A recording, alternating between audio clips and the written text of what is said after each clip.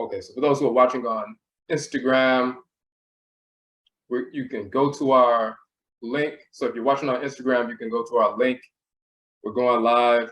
In a couple of minutes, we're going to start the process. So if you're on Instagram, we're going to switch over to the Zoom link. So go to our post, the post talking about the live event, and you'll see the Zoom link on our Instagram page.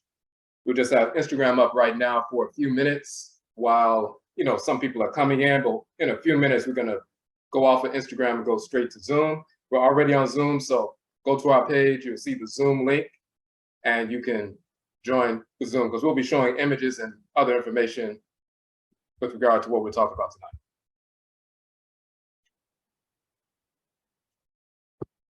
Just give me a few more minutes while we're letting some people get in.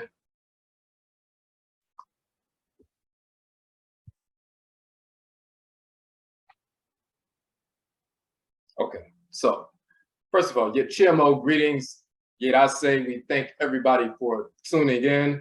For those who are unaware, I'm oh-jee of West Afuraka, Akan of Aakhuamuman, Amaruka, Atifi, the Aakhuamuman nation in North America, within oh-jee, the purified nation, Afuraitkait people, African Black people in the Western Hemisphere.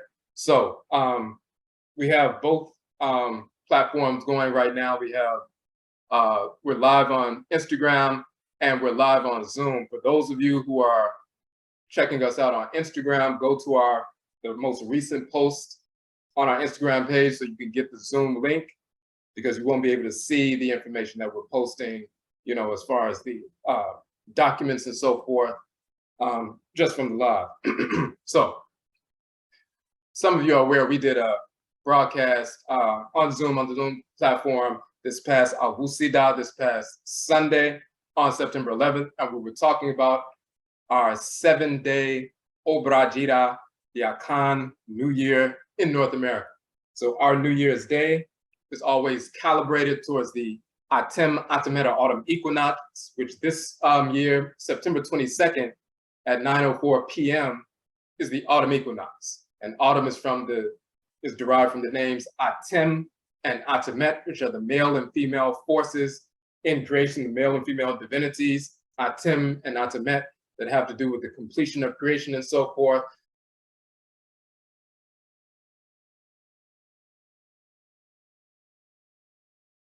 But the Atem Atamet equinox, it begins at September 22nd at 9:04 p.m. But the first full day of autumn, or Atem Atamet, is September 23rd, which is next Fida, which is next Friday. So that evening point, it's hold on a second. It's when you get to the equinox, it's equal nights and so forth. 12 hours of sunlight, 12 hours darkness. That is a balancing point in the year. For us, it's the first balancing point. It is the harvest time, but it's also the seeding time. It is the time of harvest and, you know, harvesting the fruits of your labor and so forth. It's also a time to conceive, to plant seeds and so forth. So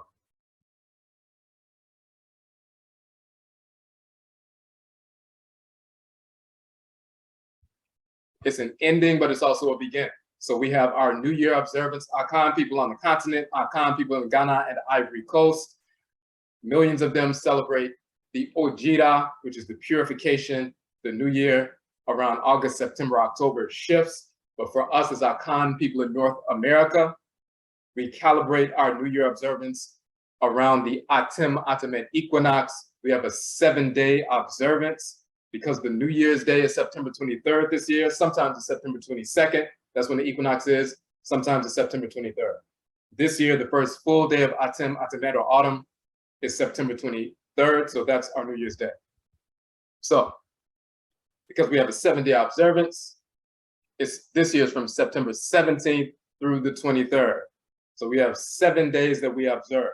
7 days, as we mentioned in our previous broadcast, associated with the abosom, the forces in nature, the deities that govern the solar, lunar, and planetary bodies that govern the 7-day week.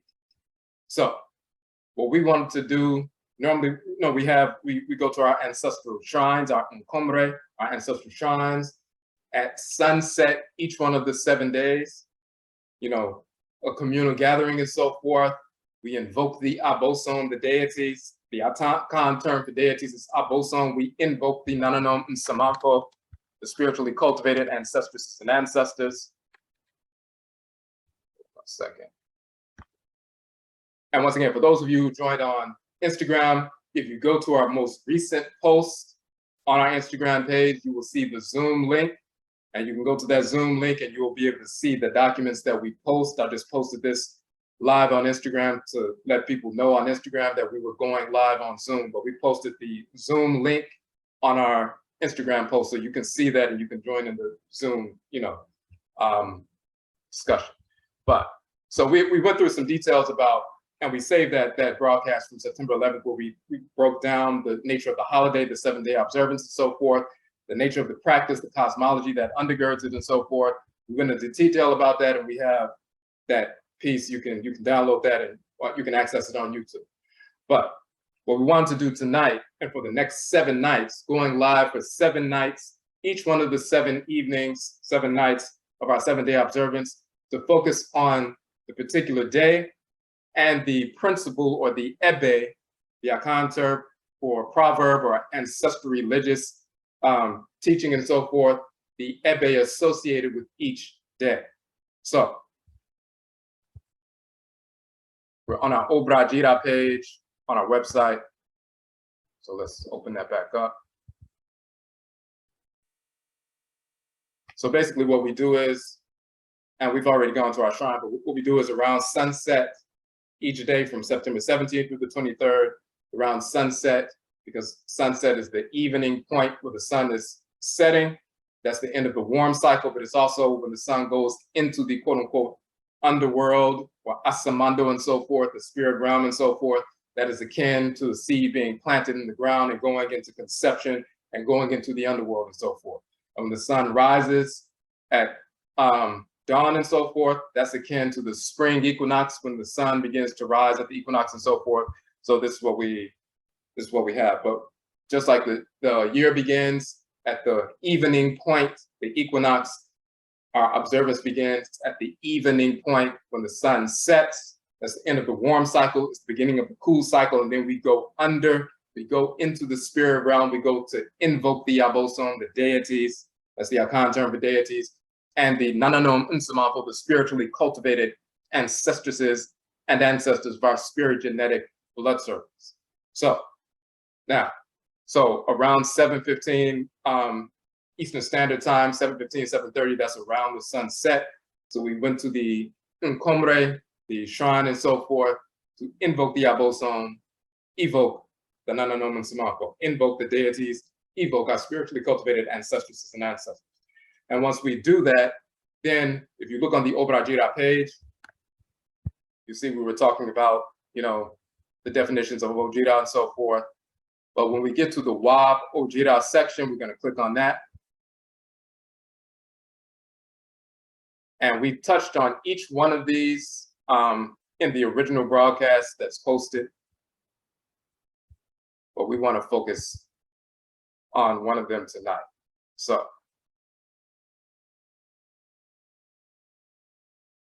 hold on 1 second.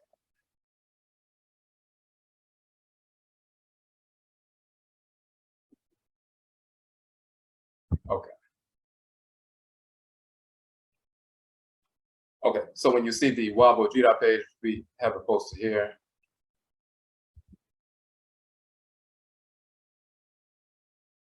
And first, let's go up to the top real quick. What the page says is Wab oh-jee Patin Samain Atamu is translatable and transferable to all Afuraitkait ancestral languages. But we said a specific body of knowledge founded upon the 7 mbe proverbs listed below. It's a body of knowledge, these 7 proverbs, but there's a cosmology that governs these 7 proverbs. These mbe, these proverbs or ancestral religious wisdom teachings and so forth were given by the Akradin Bosom, the deities, to the Nananomsom, the spiritually cultivated ancestresses and ancestors of Aakhuamuman, Amaruka, Atifi, the Aakhuamuman nation in North America. These 7 mbe or proverbs, proverbial teachings and so forth are the foundation of our New Year observance. Now, we're going to scroll down.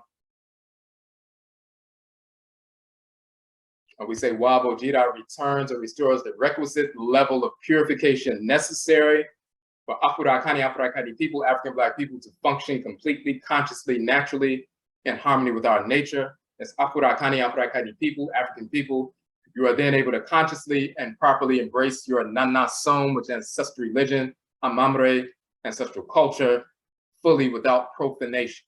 And that's necessary. It's a necessary foundation for fully engaging the process of nation building, restoration, which in Akan we call Ancestral. So when we talk about nation building, restoration, we approach nation building, restoration rooted in our ancestral religious values. When we talk about the various things that we need, we have 7 principal values of nation building, restoration. As a group of people who are self-determining, functioning in harmony with divine order, and executing our function in the world, it's not natural for us to live under the dominance, culturally, politically, economically, or otherwise, of our enemies, the whites and their offspring. So we need to approach nation building, restoration, rooted in our ancestral religious values, not trying to imitate somebody else's culture or recreate somebody else's pseudo-religious practices, such as Christianity, Islam, Judaism, Hinduism, Buddhism, socialism, atheism, these foolish white pseudo practices and so forth, trying to use that as a foundation for nation building. We use our own ancestral religious practices, culture, cosmology, philosophy to deal with nation building, to address all of our issues. When we talk about nation building, restoration, the first principal value of nation building, restoration is establishing methods of food production and preservation. If you can't feed yourself, then you can't be an independent, sovereign nation. Now, those of our people who were forced into enslavement, the ones who maintained ancestral religious practices, those are the ones who were guided, empowered, and guided to wage war against the whites and their offspring, free themselves, escape from plantations, establish independent, sovereign settlements away from the plantations that lasted intergenerationally. And those are the people, for example, established civilization in Dismal Swamp in Northern Virginia, and in Virginia, Southern Virginia, North Carolina, and so forth, other free states and so forth, established independent sovereign states that we defended with our own military, with our own militia. We raised children, grandchildren, great-grandchildren intergenerationally in the so-called 1700s, 1800s, while others were enslaved. We escaped from that, waged war against the white slavers, burned down plantations, killed them, and so forth, went to the free territory, built independent sovereign states. Those people who built that are those who contributed to the Gullah Wars, which led to the Civil War, which forced the end of enslavement. And those people who had that same mindset, those are the kinds of Black people who began the independent Black town movement and established independent Black towns where we provided everything we needed for ourselves, and those towns lasted. Some of them still exist today. Those who maintained the culture, they maintained independent Black towns. That's the measure of sovereignty that we can have, or autonomy we can have here. And of course, some of our people have gone to Afuraitkait, Africa, and established independent settlements there. So part of our nation building process is to build on that legacy of people who actually freed themselves during enslavement. Success during enslavement is to free yourself from enslavement. So the only people who did that were grounded in their ancestral religious practices. And success after enslavement was ended and so forth, on the physical side, is to free yourself from white pseudo-religious practices, white culture and so forth, self-hatred and all these different things, and establishing independent, sovereign towns, villages, and so forth. And some of our people did that. And then, of course, we move over and establish independent settlements on the continent away from America as well. So we have those two tiers going, establishing some measure of autonomy here, which our people have already done that and laid the groundwork for that. And all we have to do is continue that legacy, as well as those who have done the same thing on the continent. We have people doing both at the same time. Now, when we talk about principal values of nation building restoration, first principal value, you must establish methods of food production and preservation. If you can't establish methods of food production and preservation, you cannot sustain yourself as an independent sovereign nation. You can't claim to be sovereign and have some independent territory, you have to go to your enemy who enslaved you and seeks to destroy you to feed you. That's insane. So we established, and that includes agriculture and everything else, but establishing methods of food production and preservation. The second principal value of my ancestry nation building restoration is establishing methods of curing disease through hoodoo and juju and voodoo and wanga and nganga and root work, medicine and so forth. We have the capacity, and we've always had the capacity to procure medicine from plant life, animal life, mineral life, and so forth, and cure any manner of disease. When you look at the holistic health movement and alternative health movements and homeopathic movements and so forth, that was all born of those whites and their offspring learning from our people on plantations, people who brought that medicinal knowledge to the Western Hemisphere in our blood circles and so forth, the people who were, udun sinifo, as they're called in Akan, physicians who knew the medicinal use of various plants and minerals, onishegun, as they're called in Yoruba and so forth. They relied on our medicinal knowledge. We can go into nature and extract the properties of plant life, animal life, and mineral life to heal any manner of disease. We've always had the capacity, we still have that capacity now. So we must establish methods of curing disease. You can't have an independent sovereign state with land and everything else, and you can feed yourself, but as soon as someone gets sick, you have to go to your enemy to heal you. What do you think your enemy is going to do? And some of us foolishly bought into what the enemy taught us. We can see that with the so-called pandemic. Many of our people who were enslaved went along and got vaccinated by our enemies who are just pumping us full of poison.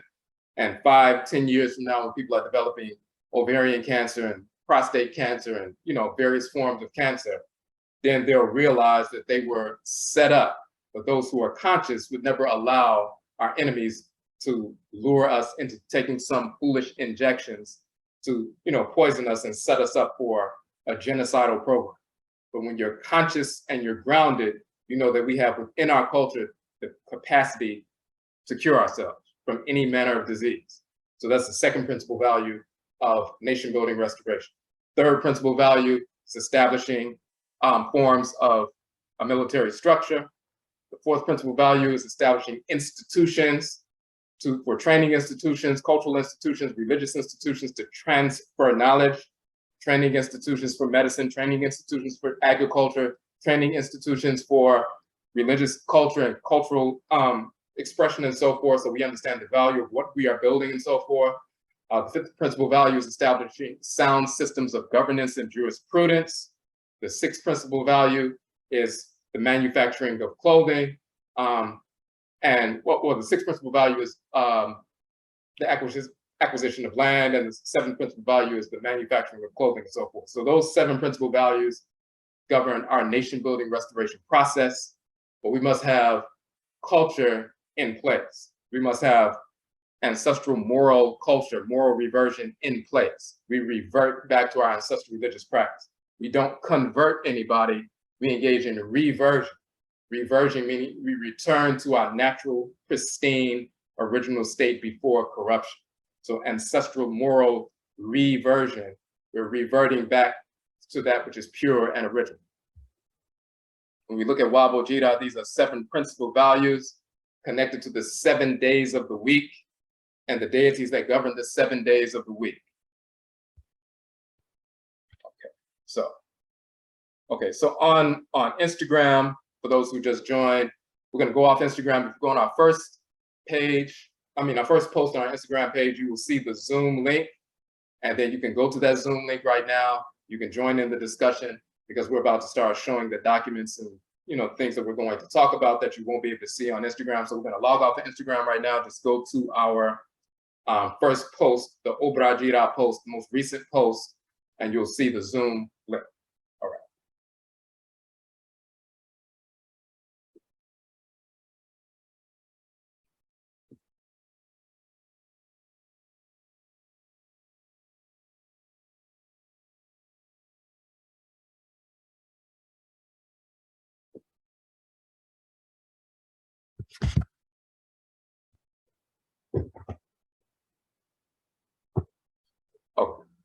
Okay, so we just turned off the Instagram. So for those who didn't see part of what we talked about this past weekend, let's go to the Aakhuamuman post on page very quickly so we can be up to speed. So when we talk about the Afuraitkait boson, you see the solar, lunar, and planetary bodies, the solar, lunar, and planetary bodies that govern the 7-day week, the spiritual forces that animate the solar, lunar, and planetary bodies that govern the 7-day week. These are called the Afuraitkait boson in the Akan tradition. So when you talk about, for example, just as a basic understanding, you know the sun's energy heats up the earth, it heats up our bodies. Our bodies are 70+% water, just like the earth is 70+% water. Direct sunlight has an impact on you. You get fired up and so forth. That affects your hormones, hormonal secretions, the release of serotonin and so forth, and all of that. Extra fire, intense fire has to do with, you know, activity, aggression, building, all these different things. That's solar fire energy. We have that direct energy on Sunday and the sun directly impacting the earth in a certain way and so forth. Heating up the earth is also heating up your physical body as well. On Monday or moon day, the position of the sun and the moon in between and so forth, and that energy reflecting upon earth and so forth, and the magnetic pull of the moon upon earth, just like it affects the rising of the tides and so forth, it also affects the rising of the tides in your body. The retention of water, you retain more water when you have that magnetic effect or pull of the moon on your body and so forth. When we talk about full moons and new moons and so forth, and the difference in people's moods and so forth, when there's a shift in the retention levels of water and so forth, that it directly affects your emotional expressions, your internal mental reflections and so forth. We know about the effect of the solar energy on the body and the lunar energy on the body to a certain extent. But then the other days of the week, when the different planetary bodies, the Uchin Soroma, the planetary bodies it's called in Akan, are directly impacting, their energy is directly impacting the earth and also impacting our bodies, then they have direct effects. But that's just physical. The spiritual forces that animate the sun and animate the moon and animate the planet, Ben-9, Awuku, and Yao, and Ya, and Abba, and Afi, and Aakhuamuman, and so forth, and all these different planets that are called Mars, and, you know, Mercury, and Jupiter, and Venus, and Saturn, and Neptune, and Uranus, and so forth. These spiritual forces that animate them, just like spirit animates your physical body, the spiritual forces that animate the sun, animate the moon, animate the various planets, those spiritual forces, those male and female divinities, also possess our people and operate through our people, just like the solar, lunar, and planetary bodies moving in a 7-day cycle affect the natural cycles of Earth. And also our bodies, we have a circadian rhythm called a circa-septan cycle. Every 7 days, there are shifts in our physiological processes that can be mapped according to the 7-day week. That's the chronobiological cycle called the circa-septan cycle. It's a circadian rhythm directly related to the 7-day week and so forth. And that 7-day week cycle, that's physiological, but the spiritual forces that animate the solar, lunar, and planetary bodies affect our spirit. In the Akan tradition, we call these spiritual forces the Afuraitkait boson. Every tradition, Afurakani, Afuraitkait, the African Black tradition, has a name for these different divinities. They have a name in the Orisha tradition of the Yoruba. They have a name in the Vodun tradition of the Ebe and Fon people. They have a name in every tradition. In the language of ancient Khanit and Kamit as well. We're going to scroll down real quick. We just show, for example, Wusi, the male divinity operating through the sun on Sunday, is called Obatala in Yoruba, Dangbe in Vodun, Asar in ancient Kemet, or Awusi in ancient Kemet, that's Awusi in Akan, and so forth. SC is the female divinity. She's called SC in ancient Kemet, or Aset. When she's operating through the moon, she's called Adwa in Akan. She's called Odwira in Yoruba, the Orisha Odwira. She's called Minona, the Vodun, Minona in the Vodou tradition. She's called Aset in ancient Kemet, but also SC and Ajo. Benna and Abena, animating the planet Mars. That is Ogun and Iyamiya Beni in Yoruba. And she's also called Idan and Ajibola in Yoruba. But that's Ogun and Iyami Abeni in Yoruba. That's Benna and Abena in Akan. That's Ogu and Ananu in Vodun. That is Heru Bedeti or Heru Bedat, which is Benna in Akan, Heru Bedat or Bedet, and Sekhmet in ancient Kemet. Awuku and Aakhuamuman, the male and female force governing the planet Aku or Mercury, is Eshu And the wife of Eshu is Agberu, the load bearer, the one who gives the offerings and so forth. Awuku and Aku and Akan is Eshu and Agberu in Yoruba. That's Legba and Koni in Vodun. That is Set and Nebehet in Yoruba. I mean, in ancient Kemet. Yao, Ya, and Abba in Akan is Shango or Ya and Oba in Yoruba. Hevioso, Avejida, and Ayaba in Vodun. Heru, Wachet, and Nekabed in ancient Kemet. Afi or Afia or Afua in Akan, and she's also called Cheche in Akan. She is Oshun in Yoruba. She's Azili or Erzuli in Vodun. She's Het Heru in ancient Kemet. And then Amin Men in Akan, Orisha Oko in Yoruba, Azaka in Vodun, and Amin Men in ancient Kemet. So we're talking about the same forces in nature that govern the 7-day week, that cycle that governs all natural cycles on Earth and in creation, the natural cycles in our bodies and so forth. And we also show these male and female divinities governing the solar, lunar, and planetary bodies. They also govern the major body systems within us, the endocrine system with our Wusi and the reproductive system with Adwa, the lymphatic and immune systems with Abina and Bena, the renal system and nervous system with Aku and Awuku, cardiovascular, respiratory, digestive with Yao, Ya, and Abba, or Yao, Abba, and Ya, and the exocrine system with Afi and Heru, skeletal system with Amin Men. So we go into detail about that on this page. We have articles on each one of these divinities and a couple of books. We went into some detail about that in the previous broadcast that we did on Sunday, and you can, as we said before, you can check that out on YouTube, the entire 2-hour, 44-minute pieces there. But so having that foundation, there's 7 days of the week. There's 7 solar, lunar, and planetary bodies that govern the 7 days, but there are also spiritual forces that animate those 7 days of the week. And they lend their energy to each of the different days. When we talk about Benna and Abena, for example, the planet Benna and Abena, which is Mars, the red planet, hot, war, fire, and so forth. They govern the lymphatic and immune systems, the law enforcement structures in the body, the shrine for Apena in Akan, who is called Sekhmet in ancient Kemet, is the lymphatic system that uses white blood cells to wage war and so forth.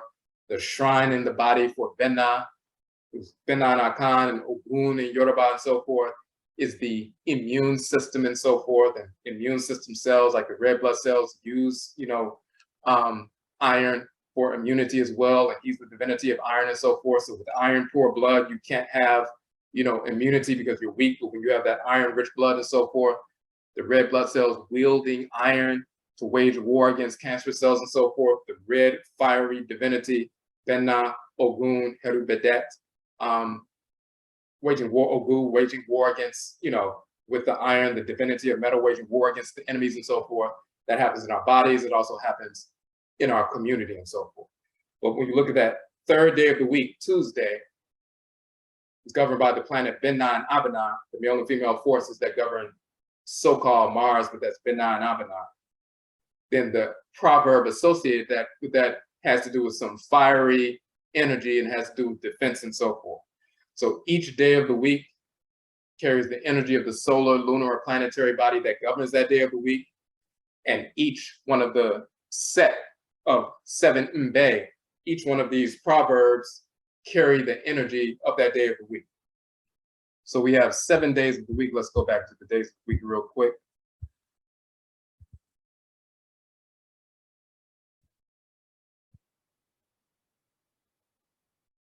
So Nakan tradition, Akwesida or Wusida is Sunday, also Esida.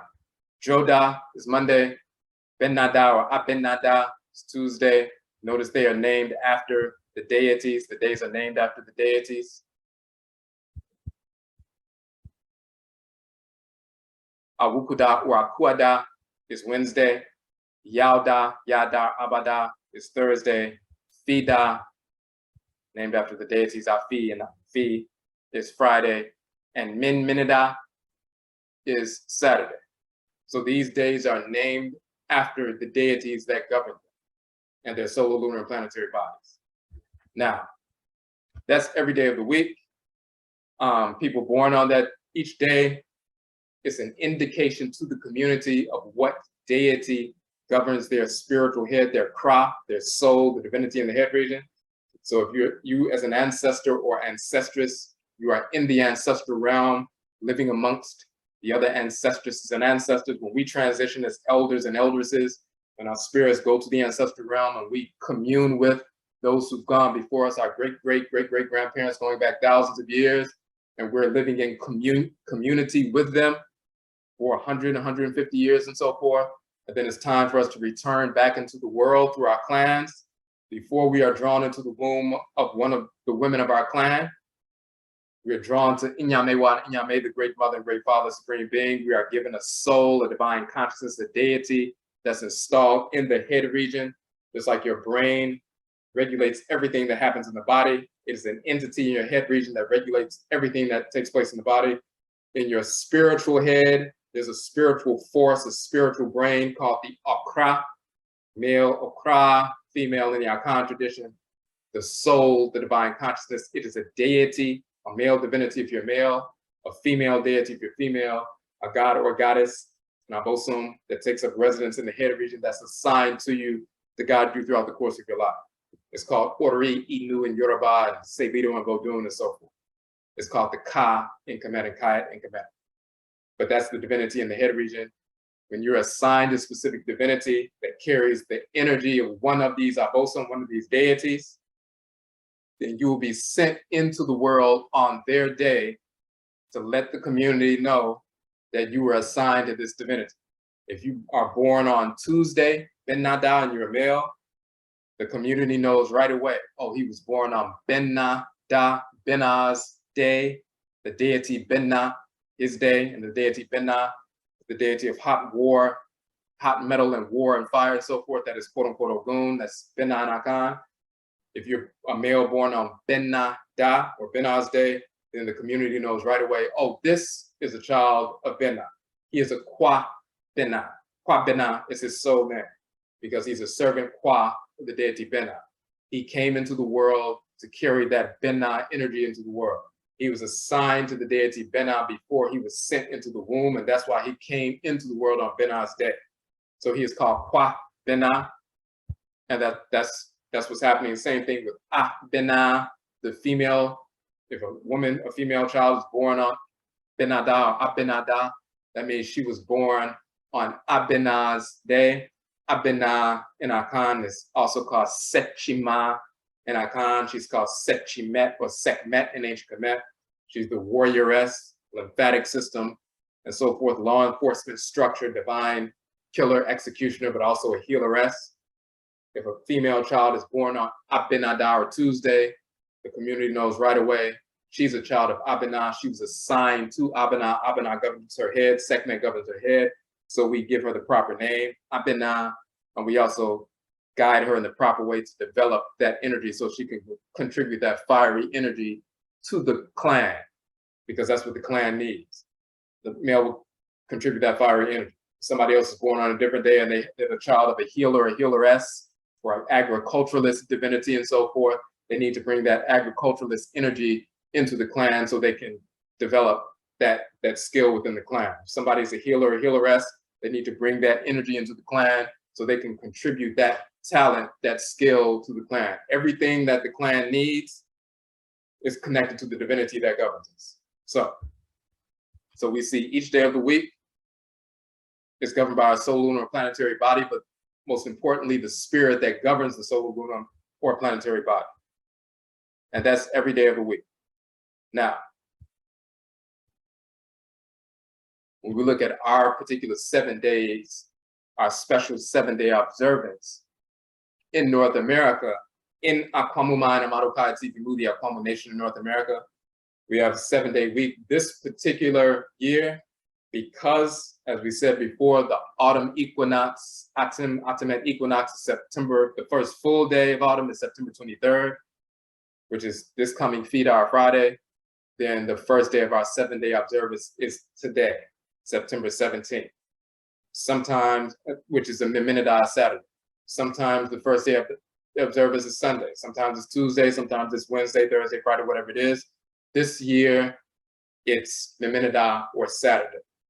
Normally, we have a communal gathering on the Saturday, the Memenida, within our 7-day observance. Whatever our 7-day observance is, whether it's 17th through the 23rd, and if, you know, Saturday is the first day of the 7-day observance, or if it's the 7th day, or if it's the 5th day, whenever the Saturday occurs within that 7-day cycle, then we would have a communal observance. And we're kind of having a virtual communal observance today. But when you look at these 7 principal, these Mbeya proverbs, they're based on Awusida through Memenida, or Saturday through Sunday. So this is the proverb for Sunday, or Awusida. The second one is the proverb for Monday. The third one, of course, is Tuesday, Wednesday, Friday, and so forth. Thursday, Friday, Saturday. And then the last one is the proverb for today, Saturday. But since today is the first day of our observance, we focus on the principle of the day, the mbe, or the ebe, or the proverb of the day. So the way it goes is, when the sun begins to set, then we gather at the Nkomre, the shrine. We invoke the Yabosom ritually. We evoke the Nananomsom ritually, meaning we invoke the deities, forces in nature ritually. We evoke the Nananomsom, spiritually cultivated ancestors and ancestors ritually. One day we may do that through ritual drum. Another day we may do that through ritual song. Another day we will do that through ritual chant. Another day we do that through ritual movement. Another day we do it through ritual, meditation. And in fact, let me pull up something real quick just so you can see one of the charts that we sent out to people.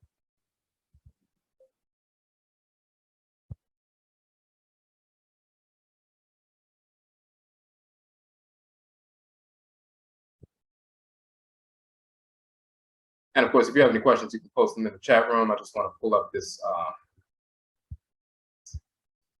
this document that we sent out the other day. After we did the broadcast, we sent out this document. All right.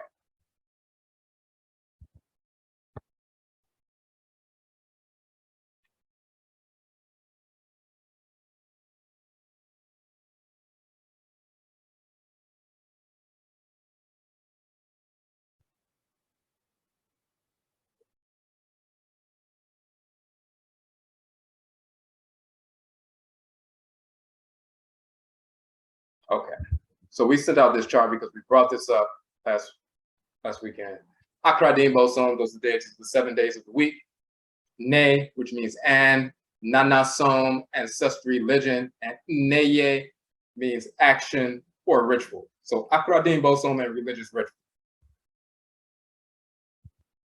There are different 7 major gateways to the spirit realm, meaning gateways to the trance state. And when you alter your consciousness and so forth, what you're doing is opening a gateway to go into the spirit realm. The term, for example, for prayer in Akan is pi. And let's pull that up real quick. We're going to pull up one of our books so you can see this.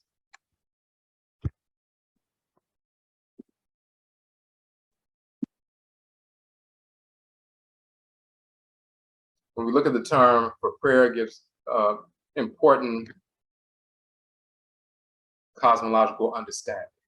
So we know what we're talking about. This is one of our books, Khanit and Kamit, the Black Nation and Divinity.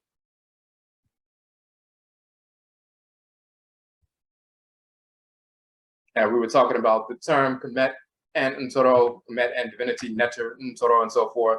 These same terms are used in the Akan language today with the exact same meaning. So we show the etymology and cosmology behind them. But there's one piece we want to talk about real quick.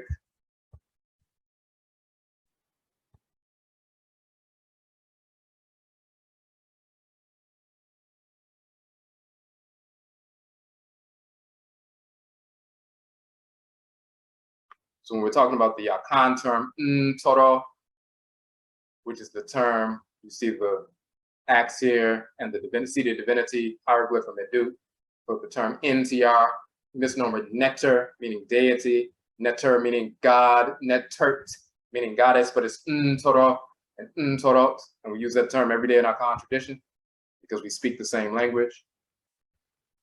This is Aminet and Amen, the great mother and great father, supreme being. But just want to show you this cosmology associated with the nature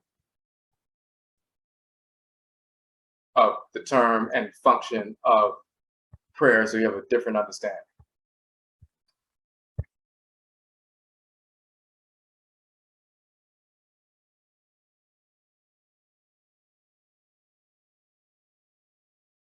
Okay, so the Akan term pi, and the root is pi, as you can see here, pi, invocation, prayer, supplication. So if someone says pi, it means prayers. Why does pi mean prayers?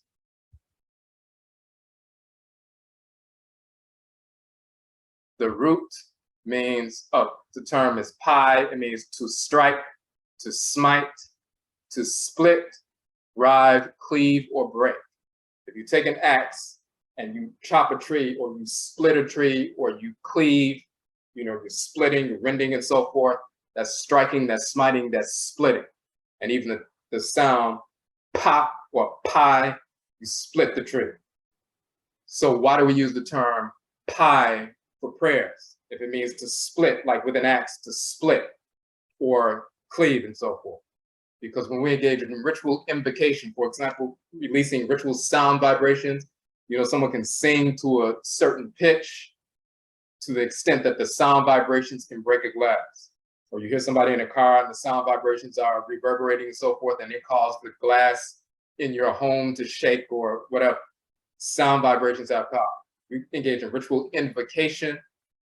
We create a split into the spirit realm. We create a split and an opening, and then we can leave the physical world and go through that gateway we just created to enter into the spirit realm.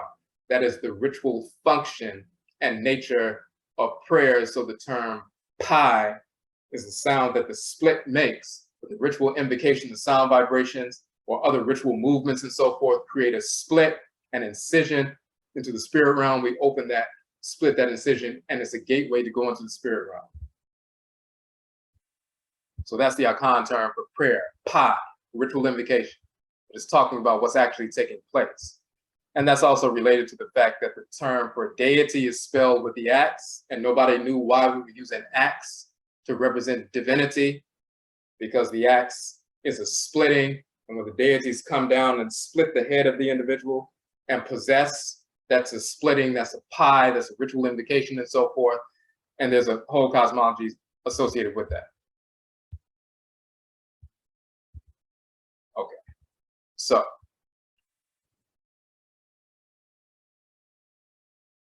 let me get back to this.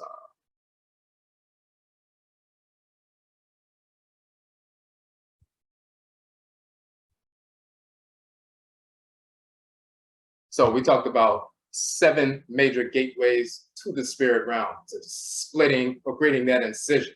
We can do that through ritual prayer, as we said, and that's pai, ritual prayer. That's one of the gateways to the spirit realm. Ritual song, the melodious songs that we sing, those sound vibrations create an incision. People sing ritual songs and so forth. The sound vibrations lead people to spirit possession and so forth. That's a cool gateway to the spirit realm. You have what we call an Akan, and within Aakhuamuman, aboa nkwa, ritual movement. We move our bodies in the form of the achinebwa, or animal totems, the sacred animal totem of the serpent and so forth, sacred animal totem of the, which is, Awa, the serpent, the sacred animal totem of the Odenshin, the crocodile, the sacred animal totem of the Ekwa, the buffalo, and so forth. We move our bodies in the forms of these sacred animal totems and invoke the Abosom in the process. Then it's a gateway to the spirit realm through ritual movement. moving our bodies in certain movements while we're invoking the divinities opens the gateway for spirit possession to take place and spirit communication to take place. So ritual song is a gateway to the spirit realm, a cool gateway. Ritual movement is a gateway to the spirit realm. Ritual prayer, sound vibrations, that's another cool gateway to the spirit realm. Ritual dance, we see people dancing and so forth. Drums are playing and so forth. They begin to spin, and then there's an explosion of spirit, and they get possessed, and they go into the spirit realm and so forth. That's a more fiery gateway to the spirit realm, whereas ritual song is a more cool gateway to the spirit realm. Ritual prayer is more like an earthy kind of gateway to the spirit realm. You have susumhonk, which is meditation. That's another cool gateway to the spirit realm, sitting still, sitting in front of the Nkomre and floating into the spirit realm and so forth. The spirit possession, the spirit communication. Kabomu, we say ritual copulation, connecting with your spouse and so forth. Of course, it's only an Afuraitkait man, Afuraitkait woman, African Black man, African Black woman. There's no dissexuality, there's no interracialism and so forth. Ritual copulation with your spouse, your divine complement and so forth. That's a gateway to the spirit realm as well. Adenain, which means balance, ritual balance. So engaging, even if you see, for example, sometimes you'll see a flamingo standing on one leg and so forth, and we imitate that. You see, those cattle herders amongst the Maasai people and others standing on one leg, just like you see a flamingo and so forth. That ritual balance leads your energy to the two ear canals. The ear canals lead to the vestibular system, the balancing structure within the inner ear and so forth. When you send energy to that space, that balancing space, then that's a gateway to the spirit realm as well. So we have these different gateways to the spirit realm. When we go to the shrine at sunset, we gather at sunset, go to the shrine depending on the day, then we engage in the ritual that's connected to the energy of the day. You see, Amenmen, Amenmeniwa, Menida, which is Saturday, Susu Pon, which is ritual meditation. That is a gateway to the spirit realm, and it's a cool gateway to the spirit realm. So we sit in front of the shrine after pouring libation, after the ritual prayers and so forth, the invocations, evocations. Then we sit at the shrine and engage in ritual Susu Pon meditation to go into the spirit realm to commune with the Abosom and Nsamanfo deities and ancestral spirits. If we say on Yauda, Thursday, that's the day of Yao, Ya, and Abba, Heru, Wachet, Nekabet, Shango, Oya, and Oba, and so forth. That's Asal, ritual dance. So you play drums, ritual dance, and that's the ritual gateway to the spirit realm on that particular day. On our Wukuda, Akuada, Wednesday, we would use ritual prayer as the gateway to the spirit realm on that day. On Joda, Monday, we use ritual song, Edrum, as the gateway to the spirit realm on that day and so forth. So that's what we do on these 7 days. Gather at the shrine, invoke the Abosom, evoke the Nsamanfo, engage the ritual process to go to, open that split into the spirit realm and commune with the Abosom and Nsamanfo. And then once we do that, and the space is open, then we reflect on the energy of the day, but also the ebe, the proverb of the day. Today is Memenida, today is Saturday. So what is the ebe or proverb of Saturday?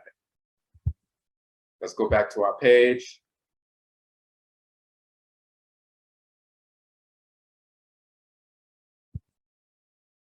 We're going on our Wabo page. These are the 7 principal values for ebe, mbe, proverb, and so forth, which are principal values also. And you look at 1, 2, 3, 4, 5, 6, 7, the last one. That would be the ones associated with Saturday, that's today. So the ebe or proverb that was given by the Abosom and Nsamanfo within Aakhuamuman, Amaruka, Atifi, the Aakhuamu nation in North America is Sankofa, Jira, Subain, Afurakafo, Afuraitkait, meaning Sankofa. The process of Sankofa purifies Jira, the character, Subain, of Afurakani, Afuraitkait people. So, now for us, each day of the week connected to the divinities that govern the days of the week, and we invoke these deities each day of the week to replenish our spirits and so forth and realign us with divine order. But these particular proverbs were given by our Nsamanfo, our spiritually cultivated ancestresses and ancestors, and by the Abosom. These are for us in North America. On the continent, they don't have this set of proverbs because this is specific to us, what we've gone through in North America, and the things that we need to reconnect with and realign with here in North America. There's certain things that they don't have to focus on the continent. For example, when we talked about before, the blood may be mixed, but the soul cannot be mixed. That's the proverb for Joda Monday. We're going to get into detail about on Joda on Monday in a couple of days. But when people tell us that we've been mixed on the boat, so we never know who we are, as we talked about this past Awusidara Sunday, you as an ancestor and ancestress coming into the womb, if you are an Akan ancestor or ancestress, and you come into the womb of one of your descendants 30, 40 years ago and so forth, their parents or grandparents or great-grandparents or great-great-grandparents or great-great-great-grandparents going back the past couple of hundred years, there may have been some mixture in the blood circle during enslavement and after enslavement, and therefore when they had children and grandchildren and great-grandchildren, they were a little bit lighter brown and so forth. But when your spirit is drawn back into the womb and you're born 30 or 40 years ago, when you were born, you can ask about your mother, you can ask your mother about your grandmother, great-grandmother, great-grandfather, great-great-great-great-grandfather, and so forth. And they may say, well, your great-great-great-grandmother was, violated on a plantation, or your great-great-great-great-grandfather copulated with an Asian, pseudo-Native American, and so forth. And there was some pollution in the blood circles, generations ago, but most of us didn't do that. So we still have the brown color. So the reason why you're lighter brown is because there was some pollution somewhere, but you're still melanin down. Even though your skin is lighter brown, you're the exact same Yoruba ancestor or ancestress, or Akan ancestor or ancestress who's coming back into the world. Because of what happened in the blood circle, because of some mixture, you're lighter brown than what you would have been, but your identity is the same because you're Okra. Your soul is the same. You can mix blood, but you can't mix the soul. We need to know that we can maintain our identity, and we do maintain our identity transcarnationally through successive reincarnations. People on the continent don't need to know that. They don't need to remind themselves of that because they know where their clan is. They know they've been living in the same area for the past 1,000+ years. They know their language. They know, who's who. They know who their family members are typically. So they don't have to remind themselves of, where they come from and who they are. They've never been seduced into the false belief that they can never find out what their clan is because they were mixed up over the past few hundred years.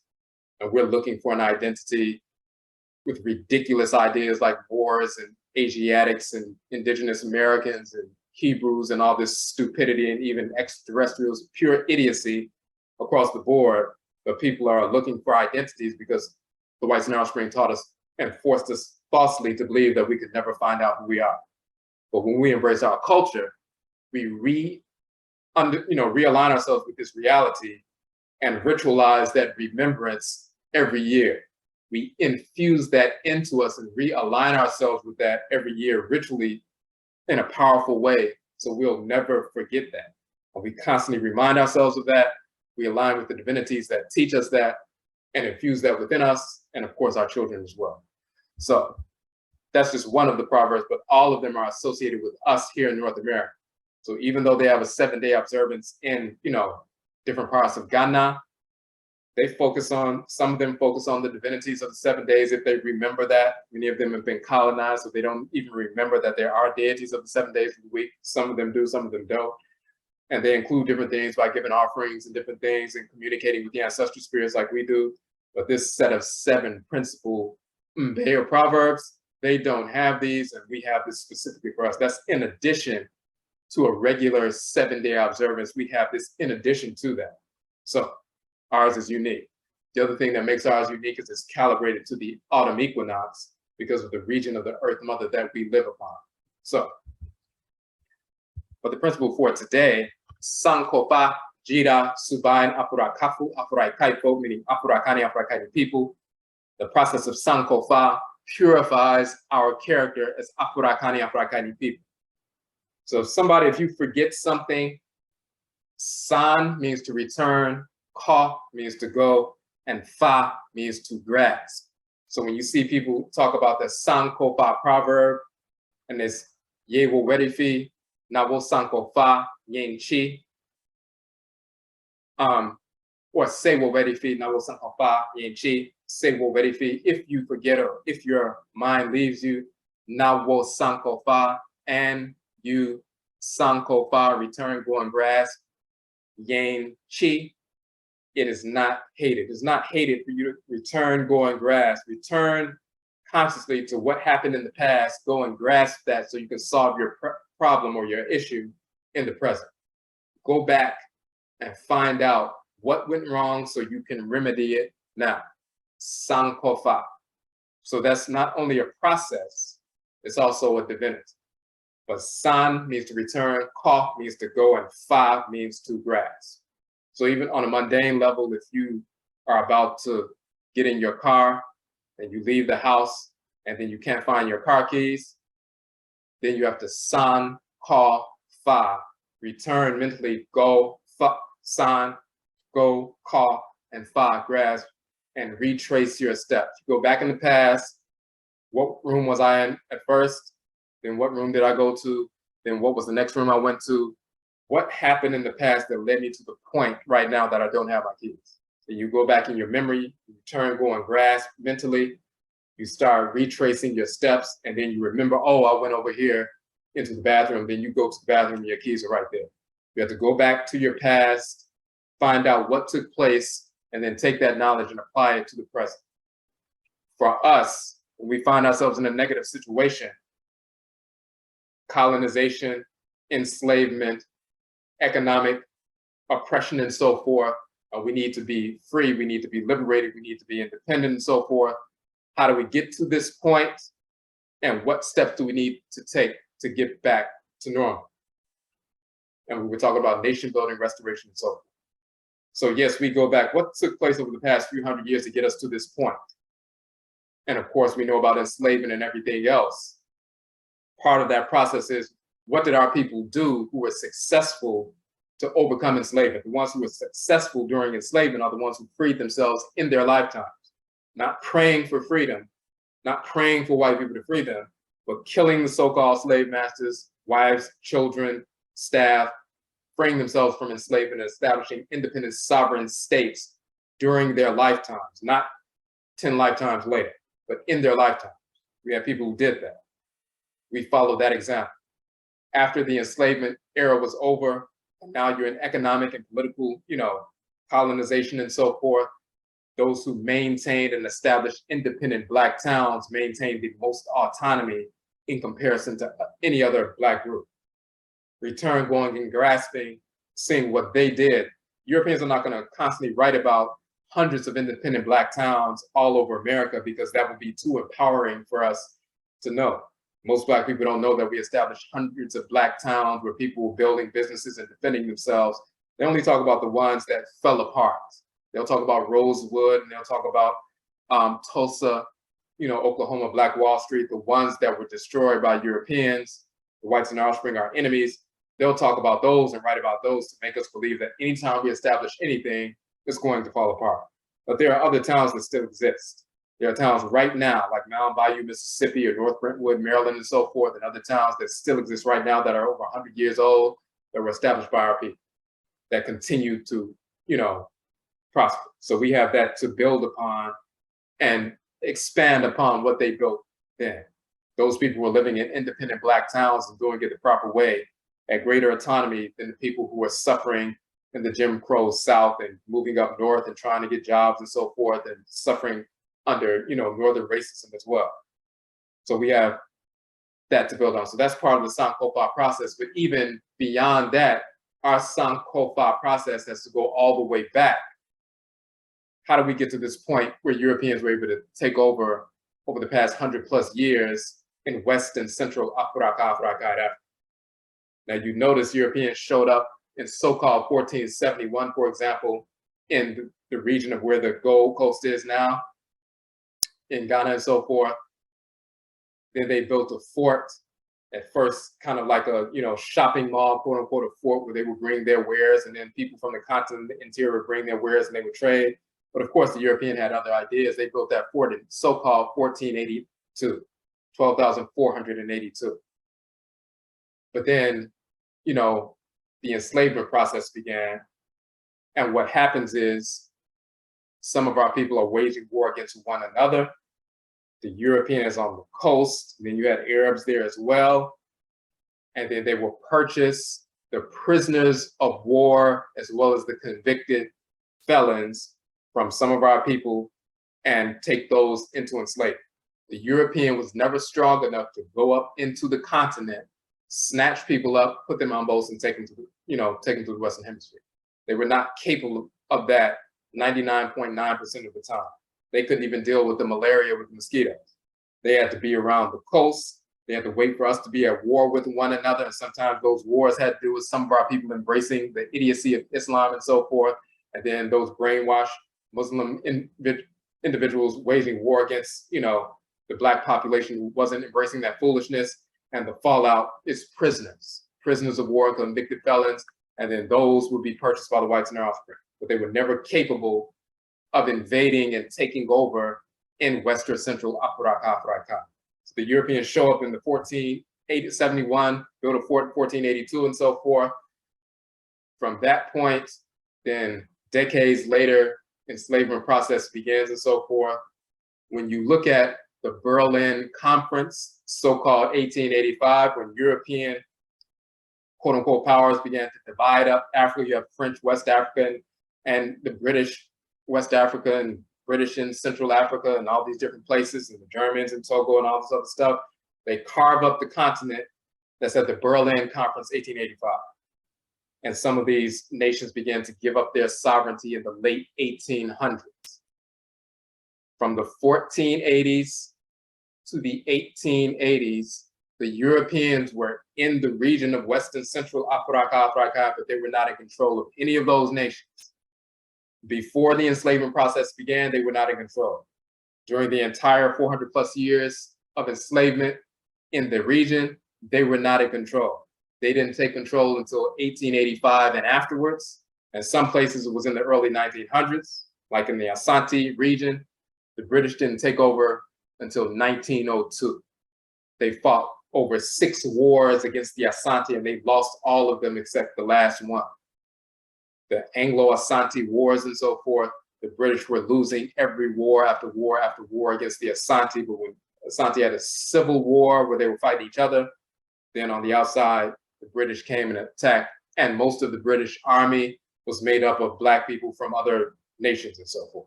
So they didn't take over in the Asante region until 1902. They annexed the Asante Empire. Then in 1957, Ghana became really the second independent state, because Sudan in 1952 became the first independent state in sub-Saharan, quote unquote, Afuraitkait Africa.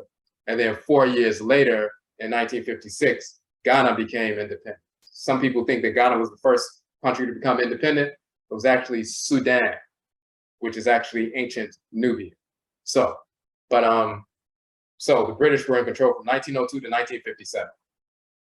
Or 1956. And then Ghana became independent politically, but they're still suffering economically. But they got their political independence after 50 plus years of the British being in control. But the British were there, the Europeans were there since 1471. They didn't take over until 1902. So this idea that the Europeans just waltzed up into Africa, Afuraitkait, and just start beating everybody down and dragging them into enslavement, they were never able to do that anywhere. They had to wait for us to be at each other. And then the prisoners of war, convicted felons, were sold to them by the foolish amongst our people. Some of our people never did that because they knew that would be ridiculous. But some of our people, they sold their prisoners of war and convicted felons. If somebody invaded your nation and, burned down your village and you captured them, you could either kill them, you could imprison them, you could free them, or now you had a new option, you could sell them to the crowd. And if they tried to kill your parents and your sons and daughters and families and set your village on fire, but you caught them and you were like, well, we'll sell them to this white-skinned individual and we'll get, resources for them. And I'm sure the white-skinned individuals would kill them anyway. These are our enemies. Some of our people did that. Some of our people realized that wasn't wise We should have just killed our enemies and not gave them over to the crackers. Some of our people did that. So that's part of the Sankofa process. How did we get to this point? How do we even get to the point where Western Central Afuraka, Afuraitkait got embroiled in the enslavement process and later the colonization process? And when we embrace our ancestral culture and do the Sankofa process, we realize we should have never done that. Now, we go back even further. We need to know who the real enemy is, the whites and their offspring. We go back even further. We need to go back to the beginning of creation, Sankofa. How do we come into the world? What is our function in the world? Is a spirit leaving the spirit realm to come into a clan and so forth? What is our function in the world? What agreement do we have with the deity that governs the head in our ancestral clans? We need to go back to that pristine agreement so that we can carry that knowledge into the world, so we won't get caught up and distracted. So even if we have conflict with other Afurakani, Afuraitkait people, we won't be foolish enough to sell them to our mortal enemies, our eternal enemies, because eventually that's going to come back on us and it's going to create division amongst us and it's going to unify our enemies. So when you do the Sankofa process, you can see the mistakes and you can correct them. So that's that proverb. Sankofa purifies the character.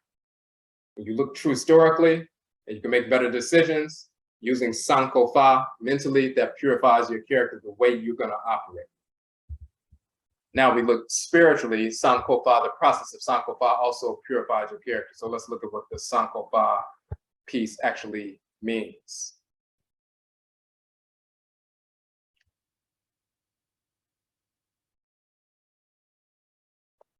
So we have one of our 31 books is Tuhuti, Sankofa Fa and Ifa.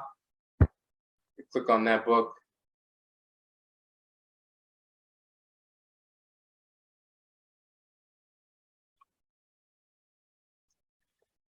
One of the main purposes of writing the book was to show that Sankofa in Akan is not just the process of returning, going, and grasping, but it's also a title of a divinity. And when you see the sacred Sankofa bird returning, this is in the Akan tradition, bird returning back, reaching back, and looking back, and so forth. That Sankofa bird is actually Tuhut. He is Sankofa in Akan. He is Ifa in Yoruba. He's Fa in Vodun. He's Afa in Igbo and so forth. The Sankofa in Akan. Sankofa is divinity. And we, of course, we prove it linguistically and cosmologically. This is the Akan Adinkra symbol. There are two different major forms of Sankofa, the bird reaching back and grabbing the egg, and this symbol that looks similar to a heart, but we'll show why it means that. And we actually wrote this book 5 years ago on Sankofa Jira Da, which was today is Sankofa Jira's day. This is the sacred name of Saturday during our 7-day observance. Saturday is Minminada, Saturday, but during our 7-day observance, Saturday is also called Sankofa Jira Da. Sankofa Jira Day. It's the day of Sankofa Jira. The proverb Sankofa Jira Subain Afurakanu Afuraitkait. Sankofa purifies our character.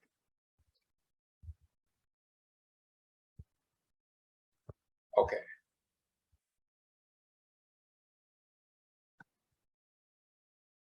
You see the term F, it's really FNT.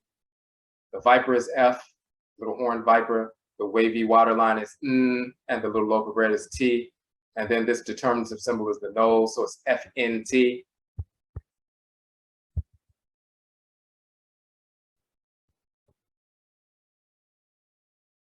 And then there's a Coptic variation, which is Shanti and so forth. But the reason why we show that in ancient Kemet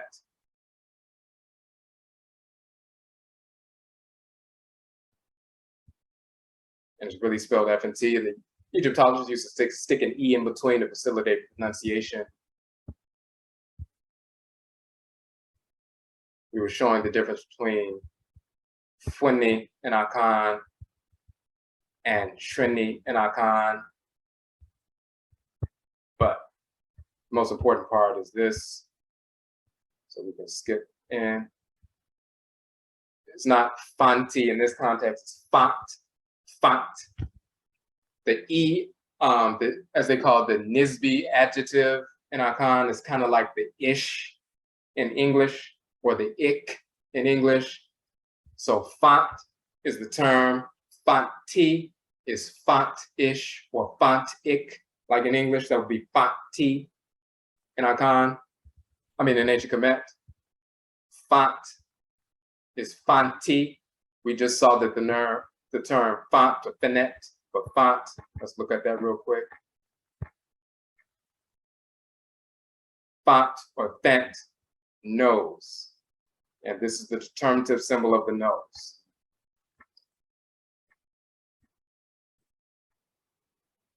Fanti is nosy, quote unquote, nosy, or fanti. In English, that will literally say nosy, or he of the nose. One of the 42 judges in the hall of Alsar, a name of Tahuti. Both is a corruption of Tahuti. Fanti, meaning nosy, or the one of the nose, he of the nose, he of the font. The great beak, the great nose, he of the great nose, the greatest beak amongst all the animals is that habui bird, the crane, the one of the great nose. The font, the one who has the great font, the nose. A form of Thoth, which is Tahuti, one of the 42 assessors of Osiris, which is Alsar.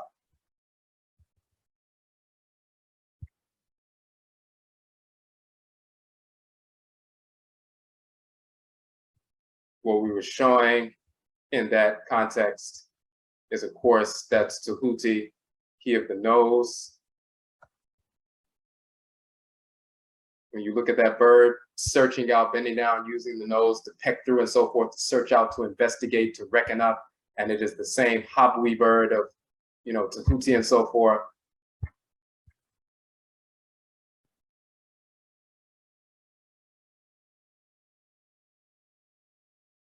That's the same medutu or hieroglyph as you can see here. And what is the bird doing?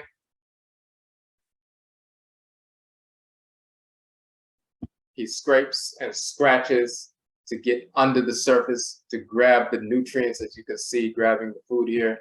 Has a scrape and scratch to get under the surface to grab what needs to be grabbed and pull it back. He has a search, look, go up under, find out where it is, grab the nutrients so we can bring it to the present and nourish ourselves and fortify ourselves with. He of the great nose, font. He's called Fa in Yoruba. We show in the book that Fa in Yoruba means to scrape or to scratch, and they scratch the symbols inside the Ierosun, the divination powder, on the Oponi Fa, the divination tray, and so forth. Just to show a little quick image of that.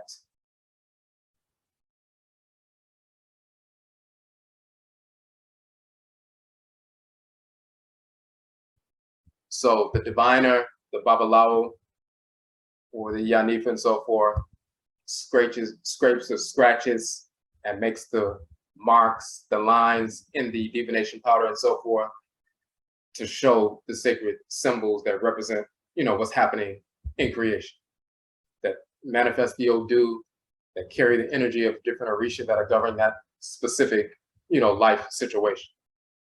Some Yoruba didn't understand why Fa, meaning to scrape or scratch, had to do with the deity of wisdom, Ifa, but the deity of wisdom is the deity Fant, Tahuti, he of the nose, who scrapes and scratches to get into the underworld, what's under the surface, to pull out what needs to be understood so we can apply it to the situation at hand.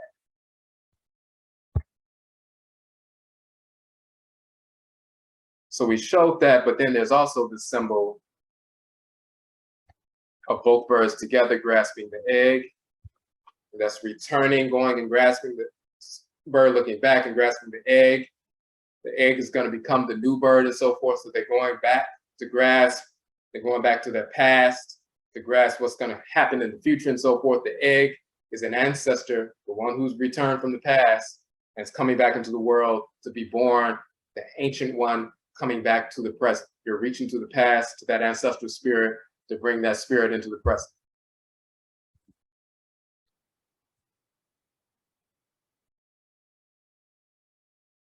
And we show these two Sankofa birds here, but what's important is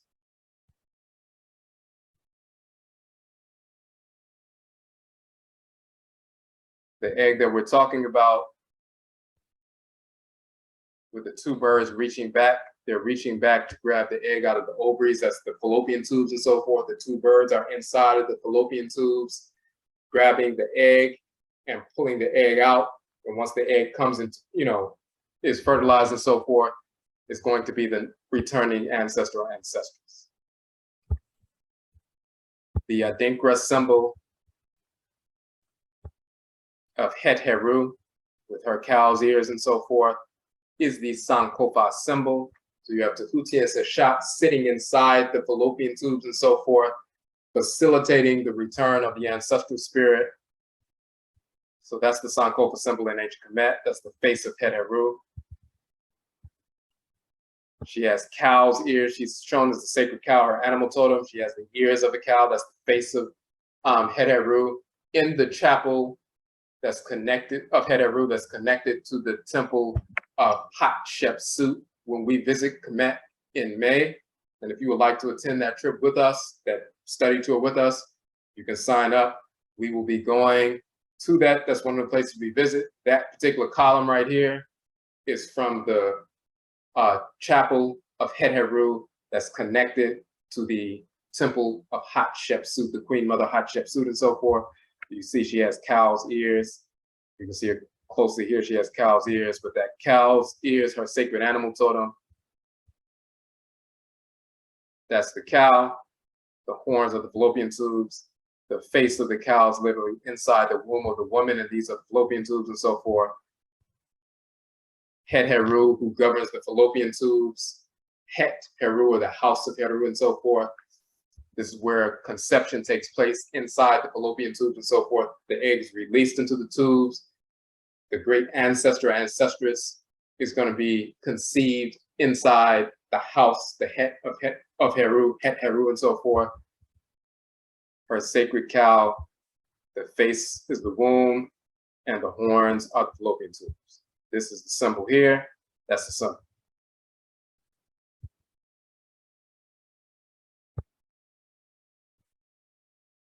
These ancient statues from pre-dynastic Kemet going back 7,000 years and so forth. They would say the bird lady, the ancient bird lady, but that represented Het Heru as well as the divinity Bat. And in dynastic times, it continued, this is Het Heru. But the key portion of that is that we find Tahuti, the male deity of divine wisdom, who writes the destiny of the king on the leaves of the sacred tree and so forth. And Seshat, the female divinity of divine wisdom. She is the divine scribe as well. Sesh means scribe. Seshat is the female scribe. Tahuti is called Sesh, so that's Sesh and Seshat. And the bush that they're operating within and so forth is within Het Heru. So you see Tahuti and Seshat. This is the bush. That is the bush or the hair, pubic hair of the woman and so forth. And deep within that womb, the little child is going to be born. With the divine male and female force of divine wisdom is writing their destiny or their divine function in the nature of the child. So when the child is born, they know what their divine function is. So Tahuti and Seshat are in the sanctuary of Het Heru. They are in the Sankofa sanctuary. They're in the fallopian tube structure. They're sitting inside of the quote unquote bush.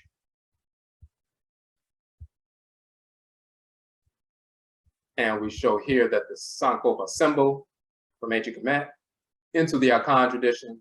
And then of course, this is a gate in Washington, DC. When you look at the ironworks all over the South and different parts of the country where our people were forced to work as enslaved individuals, those who were Akan wove the Adinkra symbols, not just Sankofa, but hundreds of different Adinkra symbols into the wrought iron works wherever you go in the South and certain parts of the North, wherever Akan people were enslaved, the ones who were ironworkers and so forth, you will see we put these enigma symbols in the ironworks. It's an unbroken tradition.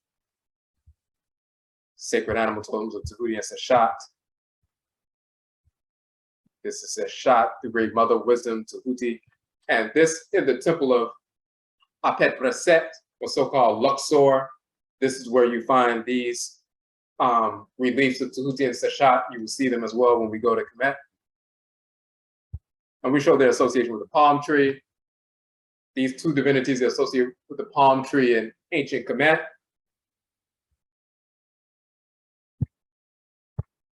They're showing palm fronds. They're holding palm fronds to tick off the years of the individual and their divine function, the years of their life. In Yoruba, ikin or palm nuts are used for Ifa divination. The same is true in the Igbo tradition and Akan tradition. In Vodun, Fa is the sacred palm tree and so forth that has to do with divination. And Akan, the Abe is the palm tree in Akan. And Abe is a title of Tahuti. Abe is the sacred palm tree. It's the divinity of wisdom, and it's connected to Tahuti. So we show all that information there, but the palm tree, the Abe, you have the Ebe, or the proverb that comes from the palm tree, the Abe. And when you look at a palm nut, it looks like a simple structure, but when it's opened up, you have oil, you have nutrients, you have the meat of the palm nut and so forth. There are many different things that can be utilized, as well as the shell for divination and so forth. There's so much that can be gleaned from that simple structure. And it's the same that from that Abe. Same thing with an Ebe or a proverb. That's why proverbs are called Ebe, named after the Abe, the palm tree. A simple saying, but when you unravel the cosmology woven into that saying, there are so many different things that can nourish you. So we go into detail about that in the book, but we show that Tahuti and Seshat are Sankofa and Sankofa Wa and so forth, male and female force of divine wisdom. And we just want to show one more thing.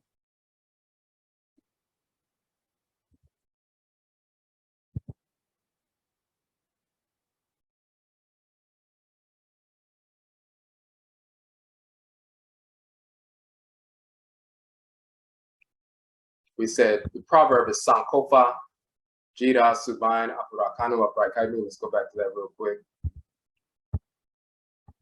And then we'll be done. But the proverb is Sankofa, Jira, meaning purifies, and we went into detail about, purification.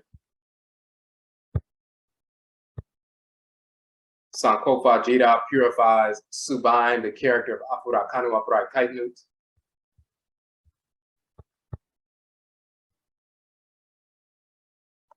We learned that the Akan term, oh-jee, means to purify, purification. In ancient Kamit, Jira means to purify, to celebrate a ceremony of purification. So we went into detail about that in the previous broadcast. But if we look at the term Subain quickly, Subain means figure, form, shape, fashion, stature, constitution, condition, quality, nature, kind, pattern.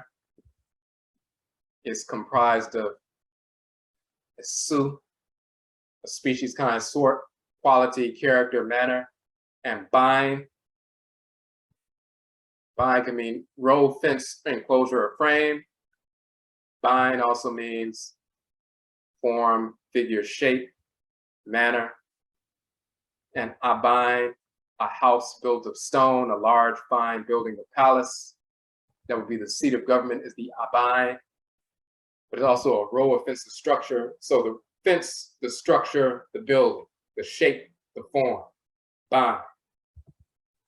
And su, as su, is the nature, the essential nature of the individual, their quality and quote unquote character, but it's the essential nature of the individual.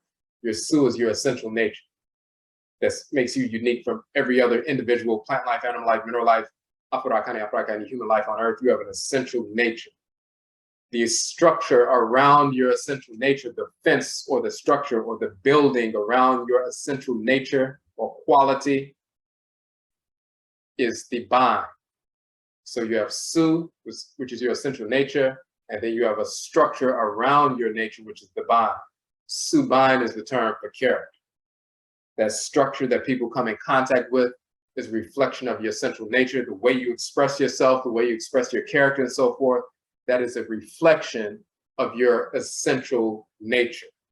The bind, the structure around you, is the reflection, and it should be a reflection of your essential nature. You can have subind pa, which is sacred or divine character.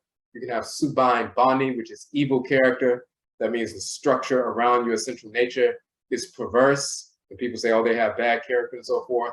They're living out of harmony with divine order. But if you live in harmony with divine order, the fence or the structure or the building around your essential nature reflects your essential nature, and that is your character, is good character.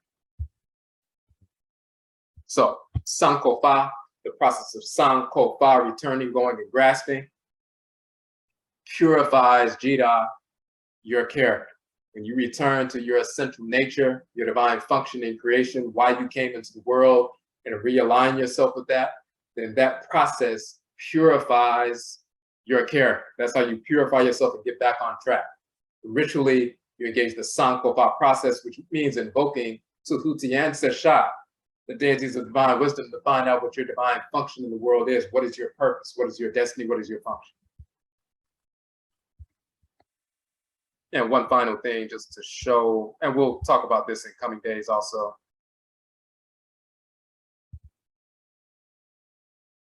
We did an article on the spiritual anatomy called Honam-su. And we were just showing that the spiritual anatomy, the different aspects of the spirit shown in ancient Kemet, the Ba, Ka, Aku, Ab, Hati, Sahu, Kahibit, and Sahu. These different aspects of the spirit body and spiritual anatomy, the Ba, the spirit, the Ka, Soul, the Aku, the divine wisdom, and so forth, Ab, the spiritual heart, Hati, the heart-lung complex spiritually, the Sahu, the spirit body, the Kahibit, the aura, and the Sahu, or Su, your essential nature.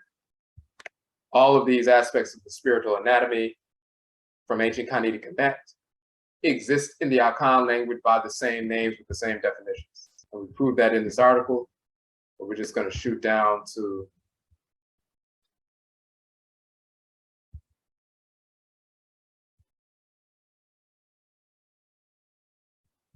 essence. The term for essence, the essential nature of the Afuraitkait human being, is Sau or Sa. This is the essential nature or a character which distinguishes human beings from animal beings, plant beings, and mineral beings. In Akan, this term, Sau, is vocalized as Su, or as Su, as we just saw right here. Species, kind, sort, your nature, essential nature, property, quality, character, manner. Sometimes it's written Sa in ancient Kemet in Coptic, but you also have in the Amharic dialect, they show the Amharic spelling in the Amharic, characters and so forth. In the Amharic dialect of Ethiopia, the term person is Sawi or Sewi. That Sewi became Seu, was Seu in ancient Kemet, or Sau in ancient Kemet, became Sawi or Sewi in Amharic later on. And then Sewi or Seu became Su in Akan, the essential nature, the nature of a human being, man, person, or woman, and so forth. That is the essential nature.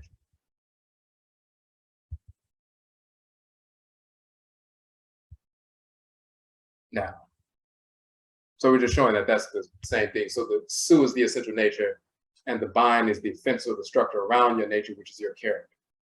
So when we say Sankofa, purifies, Jira, Subind, the character of Afuraitkait people, or making that statement, Sankofa purifies character. We need to let Afuraitkait people know that Sankofa is what purifies your character. You must return, go and grasp. When you meditate, you return to Inyamewa Inyame through the agency of your own soul, your prawa. You return to the great mother, great father, supreme being, your origin in creation, how you came into the world, what your divine function is. You return to that, you renew yourself in that, you replenish the knowledge of that so you can execute your function in the world. And when you make mistakes, when you find yourself imbalanced emotionally or spiritually or physically, you return to your essential nature through the Sankofa process ritually. You get back in alignment with divine order, and then you move forward effectively. So it's through Sankofa, which includes Tahuti and Seshat, invoking them, that we purify our character. We need to know that as Afurakani, Afuraitkait people here in the Western Hemisphere. So when we meditate on Sankofa Jirada on Saturday within the 7-day observance, that focuses Sankofa Jira, purifying ourselves through the Sankofa process. Okay, so that's what we want to share for tonight. I want to look in the chat room. If you have any questions, of course. Where can we find the chart that we had up before? We emailed that chart out. If you're not on the email list, we can send it to you. Just email us at kwesiakan@gmail.com, and we will send that short little chart out to you. It's on our website, but we'll send it out to you. Hold on a second. Let me.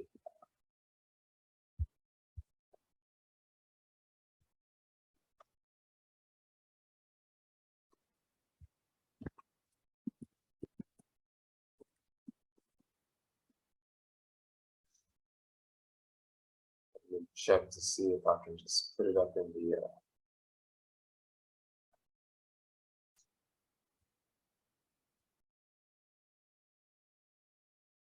So if you have any questions, of course, in the chat room, you can post them now.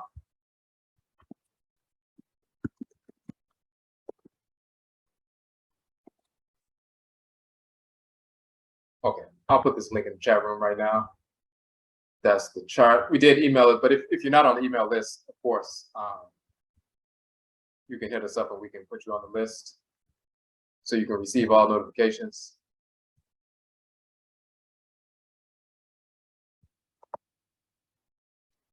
Okay, that's the link in the chat room for that particular chart.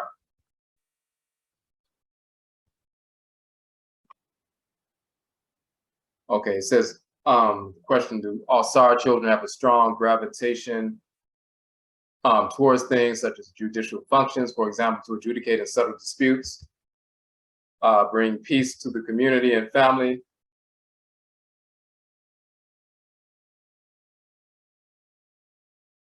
Yes, so that is one of the functions, especially with a Awusi Sar who's connected to Joda or Monday and so forth.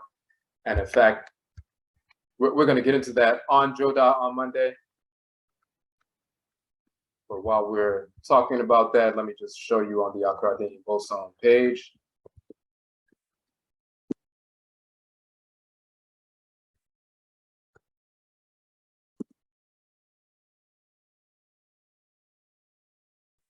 Okay. So with regard to Sar, which is Awusi and Akan, you will see that our book, Aakhuamuman Boson, Volume 2, we talk about Sar and Set, which is Awusi and Adwa and so forth. We talk about how Sar is operating through the sun on Sunday, as well as through the moon on Monday and so forth. And Set operating through the sun is SC on Sunday and is Adwa on Monday through the moon. So that's one of our 31 books. You can download that book for free on our Homa page. I just want to pull it up real quick. But when you see that Aakhuamuman Boson book, click on it. The first half of the book is talking about Sar, Awusi. And the second half is talking about Set. And when you get down to the section, so all of that, the first half of the book is talking about Awusi Sar. So you'll see these, leaders, protectors, unifiers, and so forth, all these different attributes of the divinity, but we deal with the cosmology first. So these different attributes are reflective of the cosmology, the way that force in nature works in creation and within our population.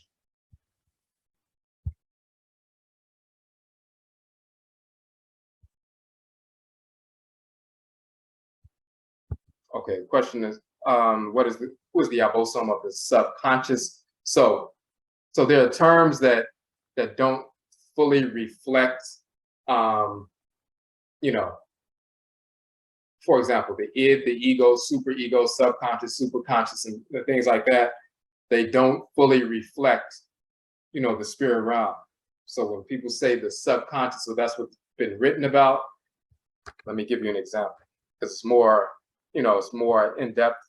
Europeans don't have enough terms to talk about our spiritual anatomy, the different divisions of our spirit and so forth.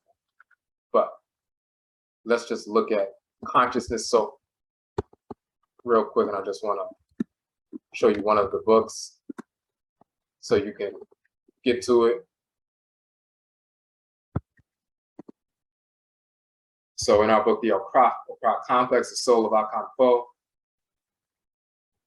another one of the 3 books, we talk about the nature of the soul.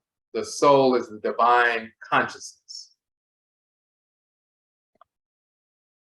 The word for soul is ka and Kamit for males and ka'et for females. And it's kra and krawa and akan and so forth. So that's the term ka and ka'et. But the reason I'm showing this is because when we talk about it cosmologically, that's the soul, the divine consciousnness of the Supreme Being. So here we are talking about the origin of creation, Khan, Kayat, the soul, divine consciousness of Amen and Amenet, the Great Mother, Great Father, Supreme Being. So they are the great being. The first thing they manifest is divine consciousness, Khan, Kayat, that manifests as the black substance of space, and everything in existence operates within the black substance of space. The whites and offspring called dark, the black substance of space, dark energy and dark matter. Dark energy is actually the deity Ka. Dark matter is the deity Kayat. They are the divine consciousness of Amen and Amenet. So if you think of your body as Amen, as an Afuraitkait man, and the body of a woman, Afuraitkait woman as Amenet, these are the 2 beings, a microcosm of that. So just to show what we're saying, this is Amenet, the Great Mother. This is Amen, the Great Father. The Afuraitkait woman is an emanation, a little cell of Amenet. The Afuraitkait man is an emanation, a cell of Amen. But in a microcosmic fashion, we are a representative of them.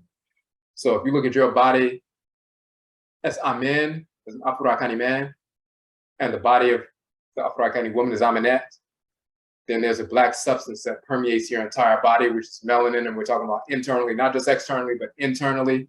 It's a black substance, and that was developed early in your development, embryonic development and so forth. All of your organs and systems float within that black substance, and they're fed by that black substance, and it's a conductor of electromagnetic energy and so forth. Just like the black substance of space and all the planets, suns, moons, stars, everything in existence operates within that black substance.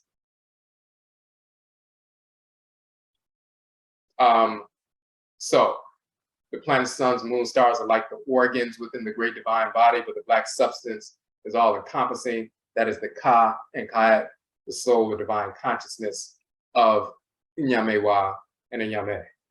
So what the whites and offspring will call subconscious, it only scratches the surface of who Ka and Kayat actually are.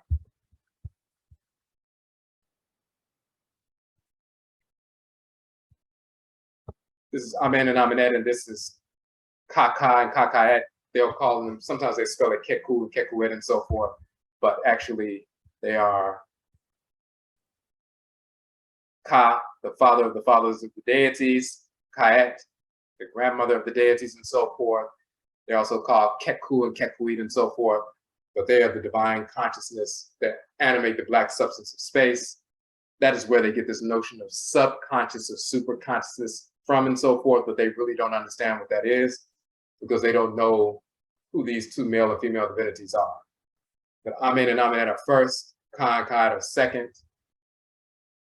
They give birth to Ka and Kayat. They give birth to Hehu and Hehut. the male and female forces of expansion and contraction, vitality, noun and non-net, the primordial energy, inert energy of being, and then noun and non-net are the mother and father of Ra and Ra'et, the creator and creatress, the first fire and light that pierced the darkness and began to create the universe. So we go from blackness to the universe. So we go through all of that in the book. You can read that in the book. But it's Ka and Ka'et, for real, that have to do with the subconscious, but it goes beyond any definition that Europeans have of the subconscious.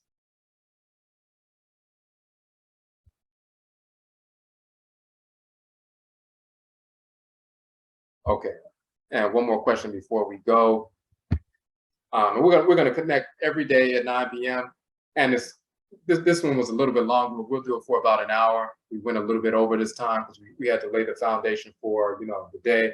But we just want to kind of give you a portion of the way things would normally go in a 7-day observance, communal gathering at sunset, ritual invocation based on the day of the week, whether it's ritual song, a ritual dance, a ritual prayer, a ritual chant, a ritual meditation, or whatever it is.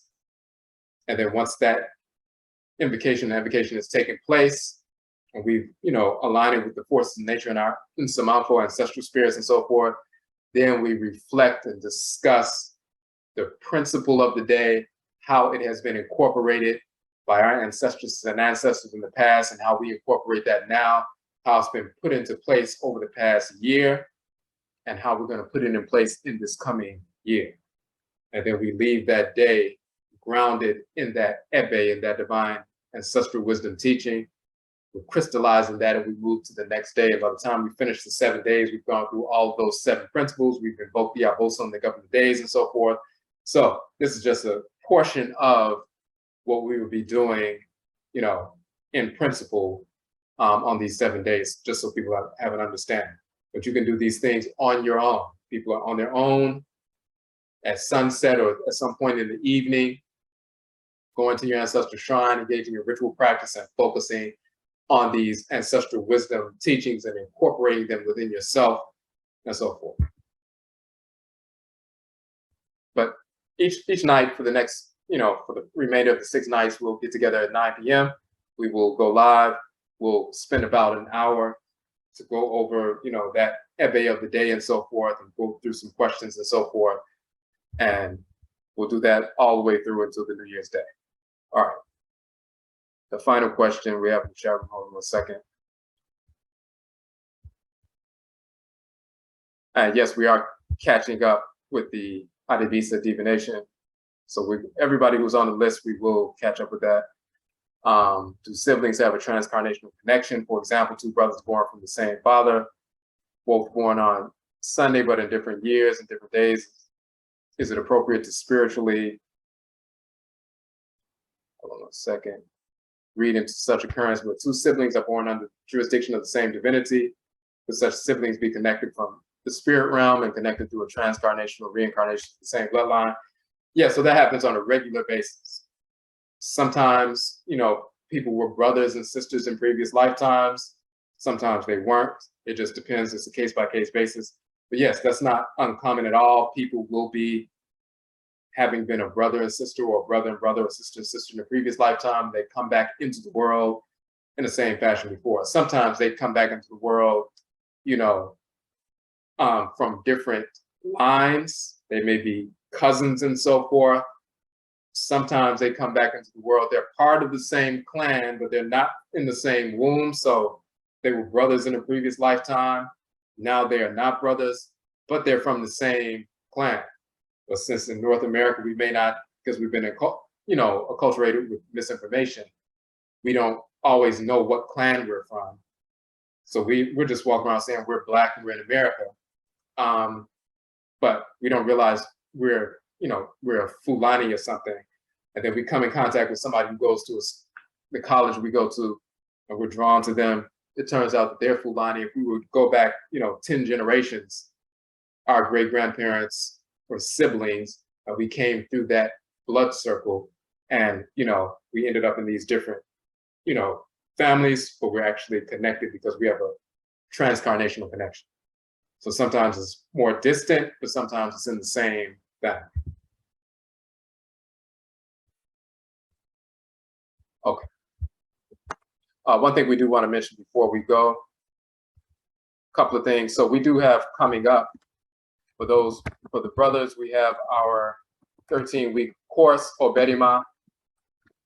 And this is the information for that. This coming out, we'll see that Sunday is beginning of our 13-week course, Afuraitkait manhood, the Obedima Sim course. We're going through our Obedima Afuraitkait manhood book, as well as our Atasas curriculum and 14 of our other books. You'll see all the information on the website. You can sign up now. We still have spaces available on the Obedima page on the website. You'll see all of that. You can download the book, Obedima Afuraitkait Manhood. You can download that book for free on our website. We posted that on Instagram. We've sent out the emails and so forth. If you're not on the email list, just send us an email on Instagram or Facebook or at kwesiakan@gmail.com. We will put you on the list. But that is coming up this this Sunday. So you can register for that. You must register in order to attend. Registration is on the Obedima page, this particular page on our website. And that's the registration information right here. This is the recent flyer and so forth. We have a video explaining that. So that's coming up on September 25th is the first day of that 13-week course, online course. And we also have our trip to Kamit coming up. Our next trip is to Kamit in May. We had our last trip in May. The next trip is coming up this May on our Afuraitkait page. And you see all the details there. And we posted like 13 different video snippets from our trip, this most recent trip. A couple of the information is from the trip from last year as well, but most of these clips are from this recent trip that we went. We just went in May, from May 24th to June 1st, a few months ago in the spring. And now we're going back May 23rd to May 31st. 12 cities in ancient Kamit, from northern Kamit all the way to the south to Khanit to Nubia, and the various cities going up the river and so forth. And all the details are there. So we do have some space left for that, so you can register for that. You can look at the videos, you can check out, where we went and different things like that. And you can sign up, you can reserve your space with a deposit, a $300 deposit, you can reserve your space. Payment plans are available. You can make monthly payments from now all the way through until 30 days before the trip, the beginning of May and so forth. So that's coming up. Okay, so we're going to go ahead and end it here. We just wanted to lay that foundation for the first day, but we'll be back on same link tomorrow night, 9 p.m. And we will be dealing with Okradinda, which is Sunday, the sacred day, proverb for the sacred day within our 7-day observance and so forth. So once again, Yerase, we thank everybody for tuning in. And Yeveshiabil, we will meet again. That's it.